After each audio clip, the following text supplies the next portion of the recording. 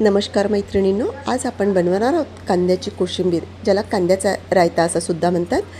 एक चपाती अशा पद्धतीच्या रायत्यासोबत नक्कीच जास्त खाल. चला तर मग लगेच रेसिपीला सुरुवात करूया. अशी ही चमचमीत रेसिपी तयार करण्यासाठी आपण इथे एक मध्यम आकाराचा हा कांदा घेतला आणि हा कांदा आपल्याला लांब स्लाइसमध्ये कापून घ्यायचा आहे.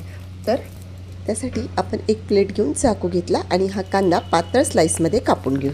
आणि हे बघा, इथे आपला हा कांदा लांब स्लाइसमध्ये कापून झालेला आहे. त्याच्या पाकळ्या अशा हाताने थोड्याशा वेगळ्या करून घ्यायच्या, म्हणजे लच्छेदार कांदा इथे तयार होऊन जाईल आपला.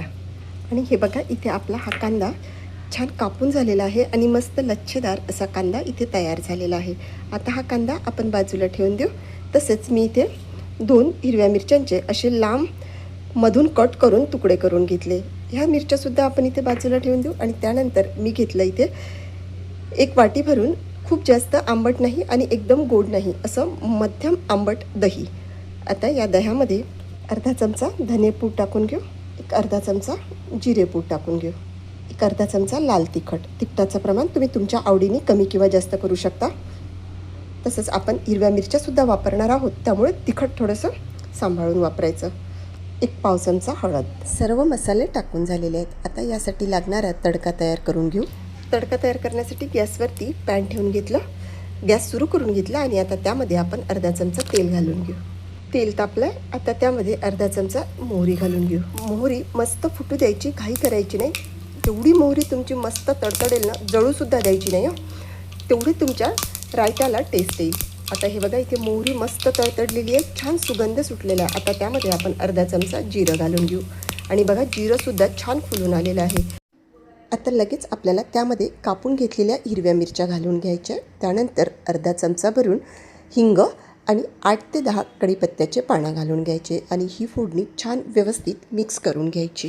आणि असा हा गरमागरम तडका आपण या सुक्या मसाल्यांवरती घालून घ्यायचा, म्हणजे त्या मसाल्यांचा कच्चेपणासुद्धा दूर होतो आणि त्याची टेस्ट खूप छान लागते. डायरेक्ट फोडणीमध्ये मसाला न घालता असं गरम कडकडीत तेल मसाल्यावरती घालून बघा, तो रायता आणि त्याची टेस्ट मात्र एकदम भारी बनते. आता 2 मिनटं आपण हे तेल असंच राहू द्यायचं आणि हे सगळं आता चमच्याच्या साहाय्याने आपण मिक्स करून घेऊ. छान मिक्स झालेला आहे. आता त्यामध्ये हा आपण कापून घेतलेला कांदा घालून घेऊ, कोथिंबीर घालून घेऊ आणि हे सगळं आता एकदा व्यवस्थित मिक्स करून घेऊ. आणि हे बघा, इथे हे सगळं व्यवस्थित मिक्स झालेलं आहे. सर्वात शेवटी त्यामध्ये मीठ घालून घ्यायचं, कारण मिठाला पाणी सुटतं आणि मीठ त्याच वेळी घालायचं ज्यावेळी आपल्याला ताटामध्ये हा रायता वाढून घ्यायचा आहे. मिक्स करून घ्यायचं. आवडत असल्यास अगदी थोडीशी साखर घाला, म्हणजे या रायत्याला टेस्ट खूप छान येईल. आणि इथे आपला हा मस्त चटकदार रायता तयार झालेला आहे.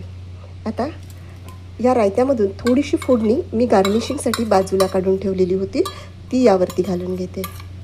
आणि तुम्ही बघू शकता, खूपच दिसायला तर छान दिसतोय, तेवढाच खायलासुद्धा हा रायता छान लागतो. एकदा करून बघा, कसा वाटला ते कमेंट बॉक्समध्ये कळवा. आवडल्यास व्हिडिओला लाईक करा, भरपूर शेअर करा आणि सबस्क्राईब करा.